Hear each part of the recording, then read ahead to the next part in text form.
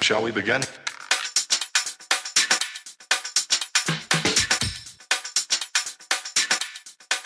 Let's begin now. All right, everybody, welcome to a brand new episode of the Frankly Francisco podcast. Today, I have a special guest. He is well-versed in e-commerce, a subject that I am not very well-versed at. He's also versed in AI. I'd like to introduce everybody to Maruti. How are you doing today? Doing great, Frank. How are you? I am good. Listen, so I'm happy you're on the show because this is one of the subjects that I've been dying to have an expert on and talk about, which is e-commerce.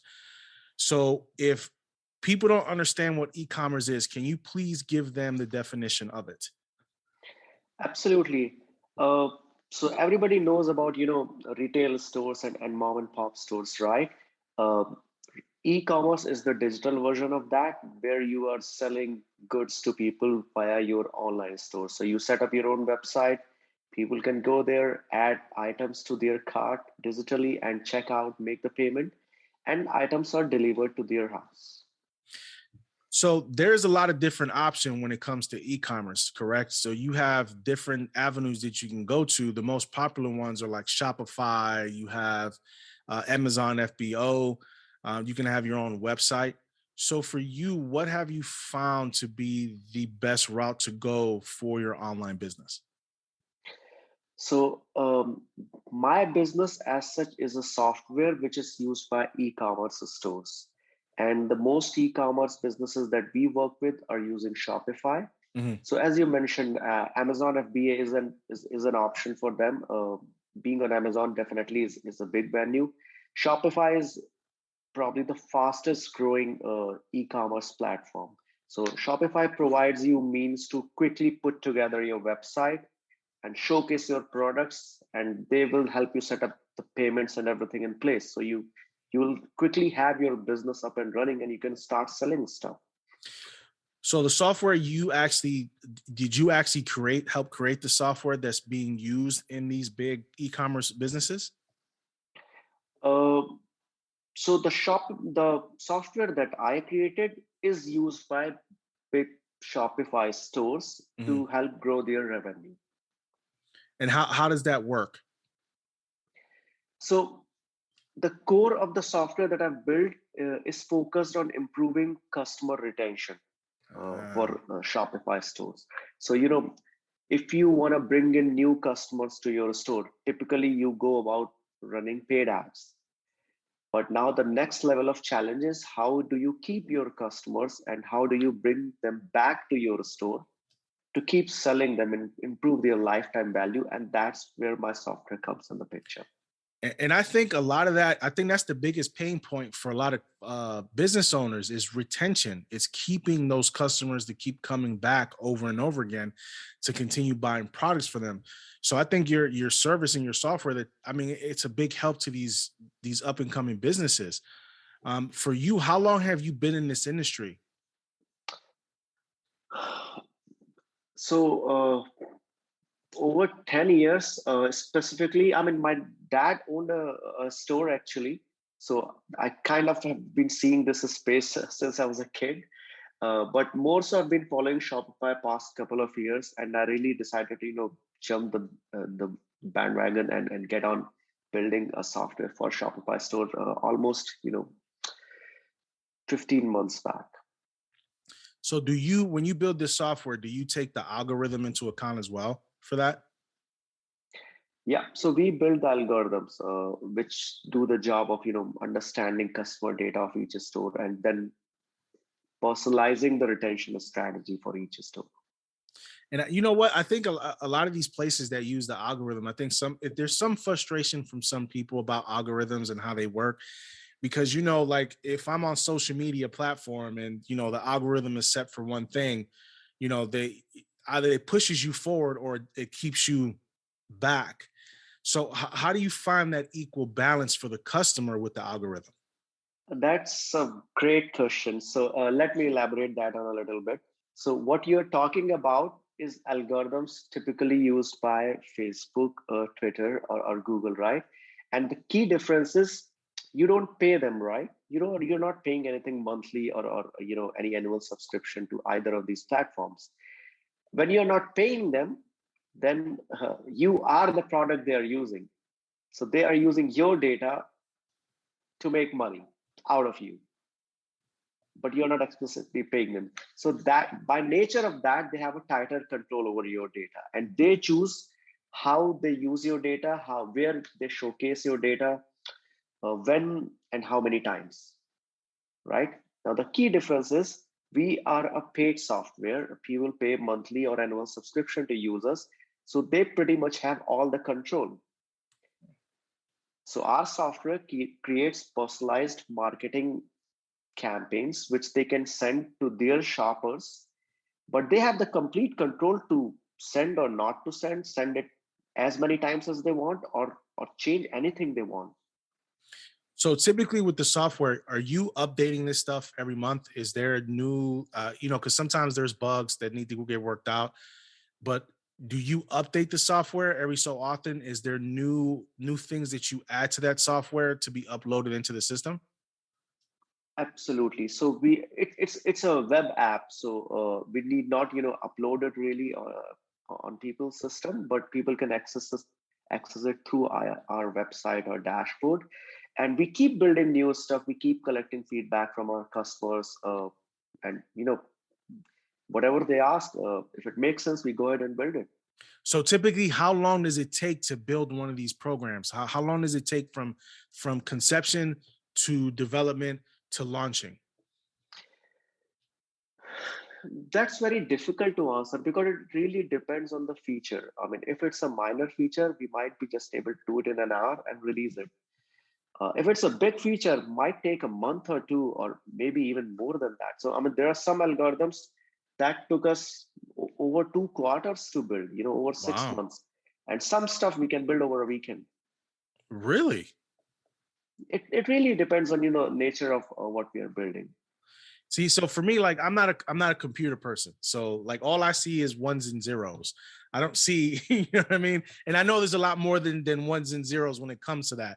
But that's all I see. I typically like my wife she's in school right now for computer science. So she'll show me all these codes that she's working on, and it just looks like gibberish to me, but she understands what she understands what they're saying. And there's all these different languages. I find it amazing that you guys can speak in different computer languages to be able to put a lot of these programs together. I mean, it's a skill not everybody has. And I think it's something that you can, that people need to learn because we're actually there now. We're more technology based than anything else. Absolutely. Absolutely. And I mean, to add to your point, everybody can learn if they put their heart to it and they try. I mean, it's not rocket science. Everybody can learn it. A lot of my friends are computer scientists.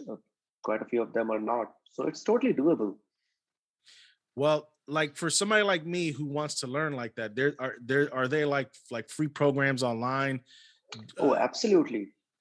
Now more than ever before. So there are a lot of online free courses available. You can just go on YouTube and start watching videos to start with. mhm. But as goes with everything else, the key to acquiring any new skill is persistence.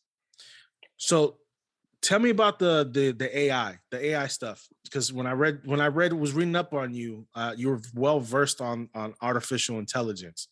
How's that going? Because that stuff is kind of scary in a way. You know what I mean?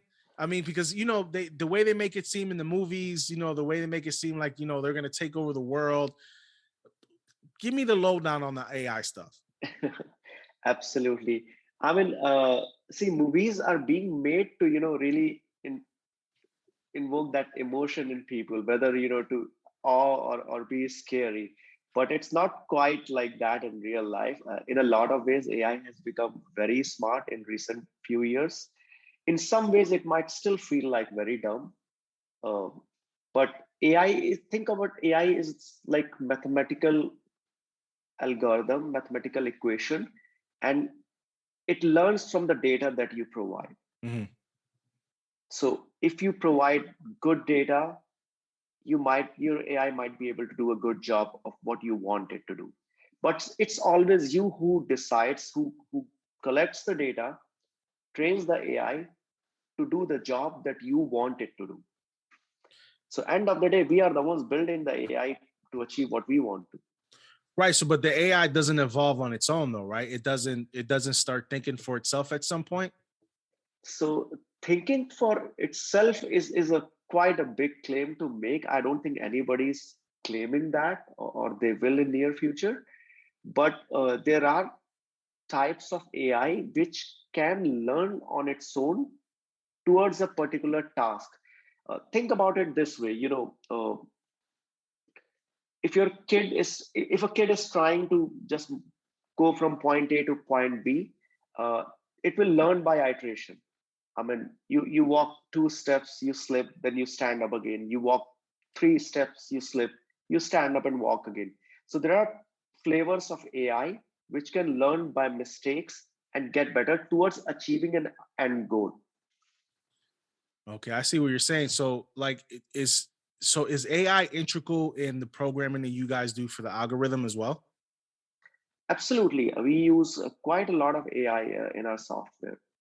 That's, I mean, it's funny. Like when you say AI, it's like artificial intelligence. You just harken back to the, what you see on TV about robots, taking over the world, people posting stuff, you know, computer systems are, going to tell us no and destroy us all. But I mean, in practicality, there you essentially are the ones who are programming these things to work Absolutely. in an efficient way to help the programs that you guys are creating to actually help the customer base who are in e-commerce, which I think is absolutely amazing.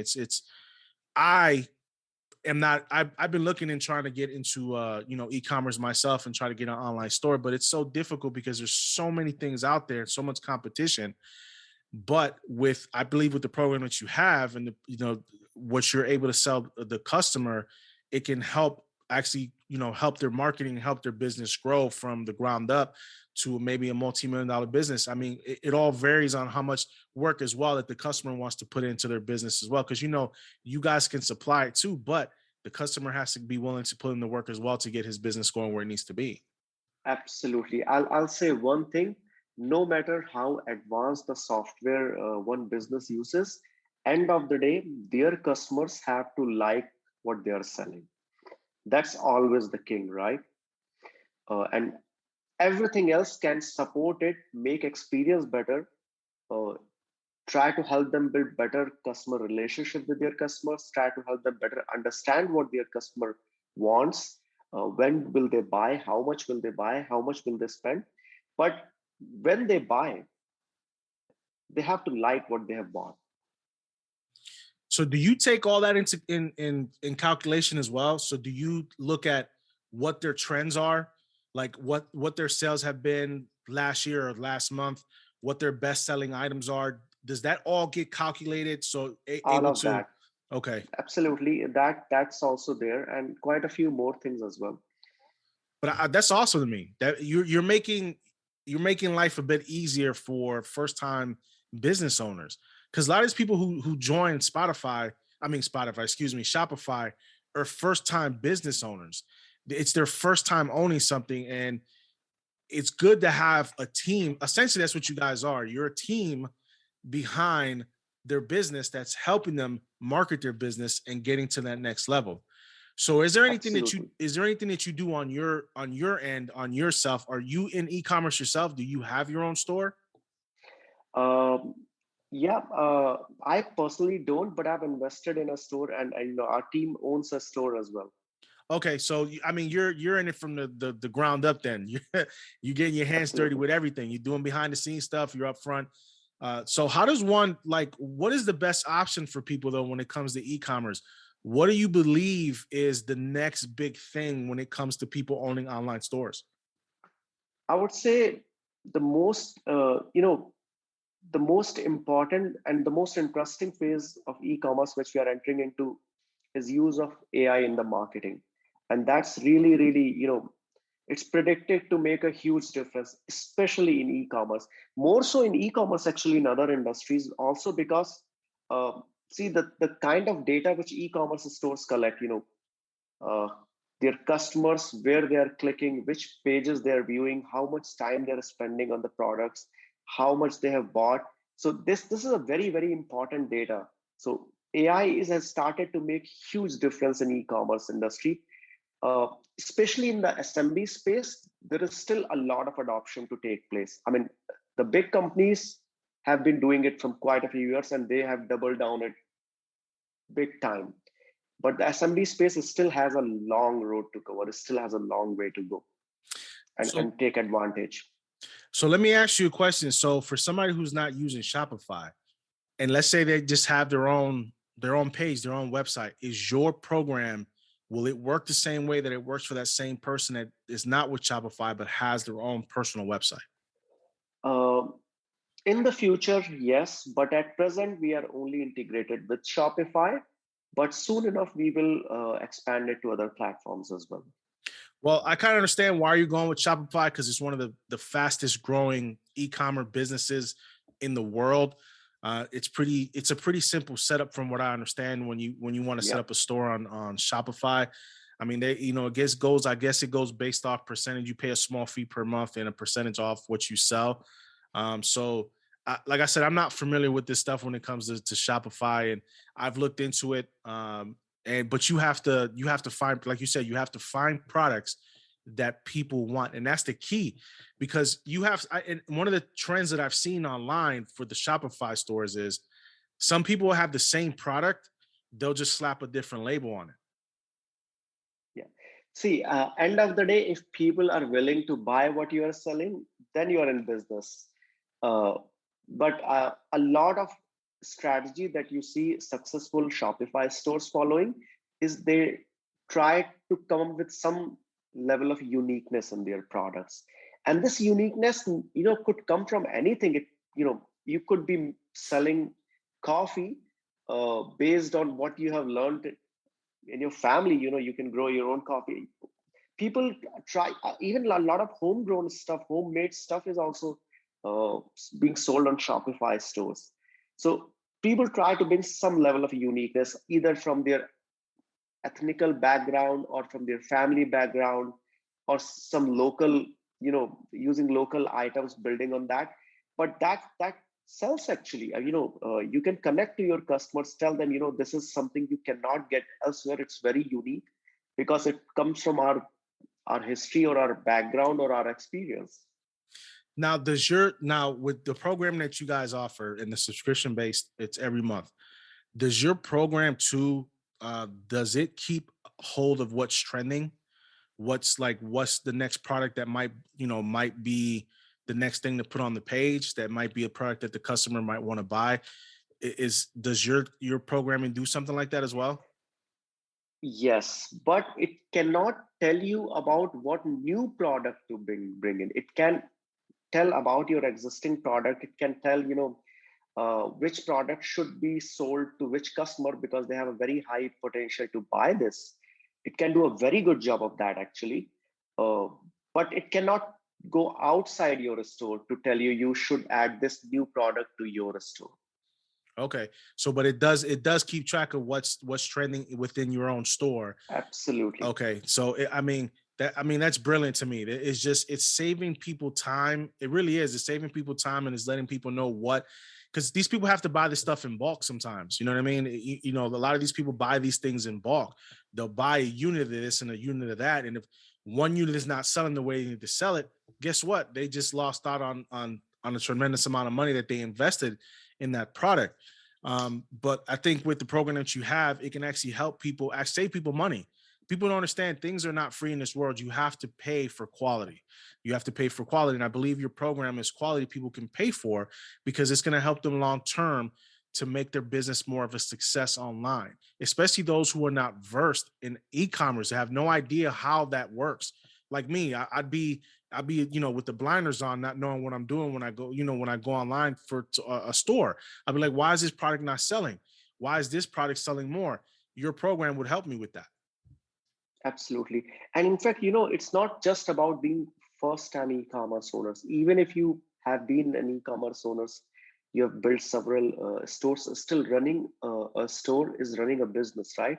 And it's huge amount of work. You have to manage, you have to take care of the legals, the accounts, the inventory, shipping, pricing, you have to manage 100 things. So you will just not have enough time to do everything. And it makes sense to, take help from experts who can do part of your work for you better than you can do. I mean, yeah, absolutely, absolutely. If you can pay somebody to alleviate some of the headaches that you would have when you're running Absolutely. your business, why not? It's an investment. People don't understand. You're not just paying somebody just to pay them. It's an investment you're making in yourself and in the future of your business. Every company has that. But how does that work when it's a multi-store business? So you have somebody that owns, let's say somebody owns 15, 20 stores. Does that's your subscription base? Does that cover all the stores, or is it a set amount of stores, or you have different levels for this subscription that owners can use to be able to manage those? Because you have some guys that own 10, 15, 20 stores online. Absolutely.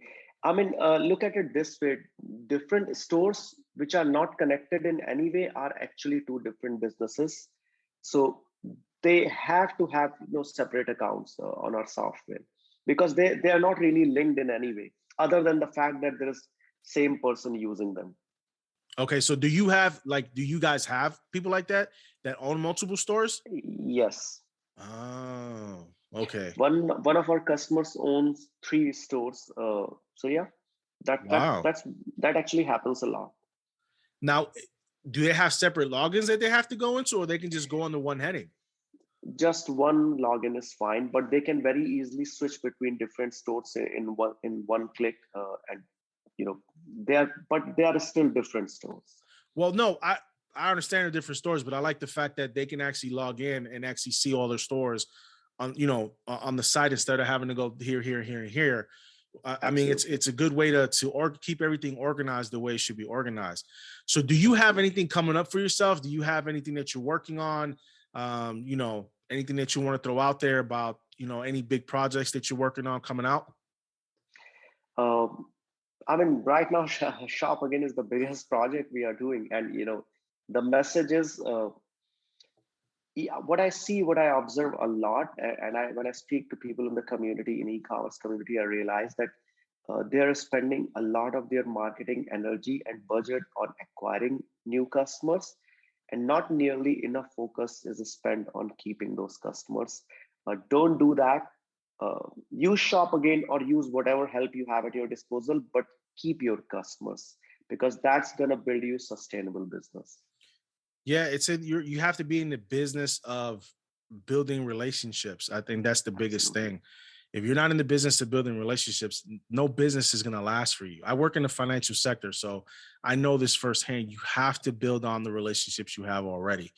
And I think a lot of business owners don't realize that. They don't, sometimes you might want to throw a coupon out there to your loyal customers. You might want to give them a 10% discount, a code that they can get a discount at the e-commerce store, the store that you're selling. And I think that keeps customers coming back because they know every once in a while, hey, he's going to throw me, a discount, and he sells good products. But I think it's that relationship building. You have to stay on top of that, because if not, no business is going to be successful otherwise. Absolutely. And to add to your point, that it's a consistent pattern last few years that the cost of acquiring customers via paid ads, Facebook, Instagram, or Google, it's consistently growing. And that just means, now you have to spend more money to get the same number of customers. So it just makes sense to try to make more money per customers when you have acquired. Yeah. Yeah, absolutely. Absolutely. So if anybody has any questions for you, do you have any socials that they can reach you at? Absolutely. I mean, they can tweet at Shop Again IO, and someone, either me or my team, will answer that. Okay, so Twitter is the main source for you for social. Twitter is great. They can tweet us. Our website is shopagain.io. That's our Twitter handle too, at Okay, shopagain.io. perfect. So listen, I appreciate you coming on the show, man. This is very, very insightful. Now I'm, less fearful of artificial intelligence taking over the world, and trying to get rid of everybody, trying to get rid of everyone. I appreciate it though. It's very insightful. It's it's one thing for people to start a business, and it's one thing to people to sustain a business. And I think what you guys are doing is you're helping people sustain a business, and I applaud that. It's something that a lot of people don't really do. You guys are offering a service that can really improve how customers, you know, handle their everyday day to day, and how they handle retaining customers, which is one of the most important things that you can do when you own a business. So I appreciate you coming on the show. You're more than welcome to come back anytime. I enjoyed the talk. It was very intriguing, very interesting, and I hope to learn more moving forward. So I thank you for coming on the show. I hope you have a good night. You too, Francisco. Happy to be here. Thank All you. right. All right. Take it easy, folks. Thanks for tuning in. We'll talk to you next time.